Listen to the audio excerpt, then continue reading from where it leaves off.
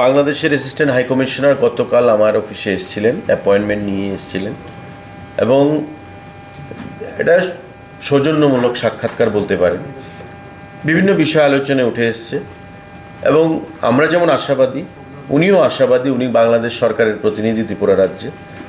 পরিষ্কার ভাষায় উনি আশা ব্যক্ত করেছেন যে আগামী দিনে আমাদের ভারত বাংলার যে মৈত্রী, ভারত সরকার, আমাদের প্রধানমন্ত্রী, আমাদের মুখ্যমন্ত্রী, আমরা যেটা চাইছি যে দ্বিপাক্ষিক সম্পর্ককে আরও উন্নত করতে ব্যবসা বাণিজ্য সংস্কৃতি আদান প্রদানের মাধ্যমে উনিও সেই জিনিসটাতেই জোর দিয়েছেন। রেলের বিষয়টা দু দেশের সরকারের উপর নির্ভর করবে। মাত্র সরকার গঠন হয়েছে, বিগত 4-5 দিন আগে সরকারের শপথ গ্রহণ অনুষ্ঠানও হয়েছে।